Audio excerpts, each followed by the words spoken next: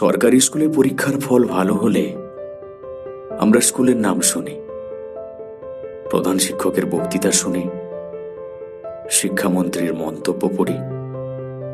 কিন্তু পর্দার আড়ালে কাজ করেন যারা, তাদের নাম খুব কমই উঠে আসে। আসলে গ্রামের গৃহশিক্ষকদের কথা ভাবলে একটা কঠিন সত্য সামনে আসে। এই মানুষগুলোই পড়ায় সবচেয়ে বেশি সময় ব্যয় করেন, ছেলে মেয়ের হাতে কলমে শেখার ভিত তৈরি করেন। অথচ তাদের অবস্থাই সমাজে সবচেয়ে দুর্বল। মানে দিনের পর দিন বাড়ি বাড়ি ঘুরে পড়ানো, ফলাফলের বাড়তি চাপ, আর অভিভাবকদের প্রত্যাশা, সব মিলিয়ে তাদের জীবন ওই টান টান দড়ির ওপর হাঁটার মতো। আসলে কি বলুন তো, এনাদের কথা কেউই ভাবে না। আমার তো মনে হয় ভগবানও না।